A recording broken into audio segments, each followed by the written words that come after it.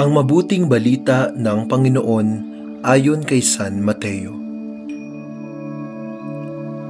Noong panahong iyon, sinabi ni Jesus sa mga tao, "Sinasabi ko sa inyo, sa mga isinilang, wala pang lumilitaw na higit na dakila kay Juan Bautista. Ngunit ang pinakaaba sa mga taong pinaghaharian ng Diyos ay dakila kaysa kanya." Mula nang mangaral si Juan Bautista hanggang ngayon, ang kaharian ng Diyos ay nagdaranas ng karahasan at inaagaw ng mararahas. Sapagkat ang mga propeta at ang kautusan ay nagpahayag tungkol sa paghahari ng Diyos hanggang sa dumating si Juan. Kung maniniwala kayo, siya ang Elias na darating. Ang may pandinig ay makinig. Ang mabuting balita ng Panginoon. Pinupuri ka namin, Panginoong Hesukristo. Sapagkat ang mga propeta at ang kautusan ay nagpahayag tungkol sa paghahari ng Diyos hanggang sa dumating si Juan.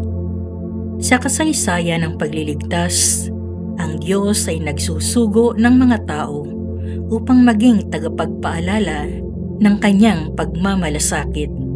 Kailanman ay hindi kayang tiisin ng Diyos ang bayang tumatawag sa kanya ng buong pagpapakumbaba at pagsisisi. Hindi malirip ng bait ng tao ang awa ng Diyos, kung kaya naman lagi tayong umasa na siya ay magsusugo ng mga taong magiging daan ng ating panunumbalik sa kanya.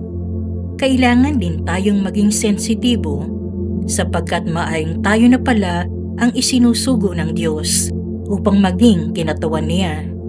Sa Ebanghelyo, pinapaalalahanan tayo na ang mga may pandinig ay makinig. Talasan natin ang ating pakikinig sa tinig ng Diyos. Nariyan siya lagi sa mga tao, pangyayari at kalagayan. Maaring tayo ang pinaalalahanan o tayo ang gagawing tagapagpaalala. Alinman dito, nararapat siyang papurihan sapagkat siya ang pastol na hindi nagpapabaya sa kawan. Siya ang tunay na Panginoon na gagawa ng paraan. Makinig tayo sa tinig ng Diyos sa pamamagitan ng tapat na pakikisalamuha sa ating kapwa.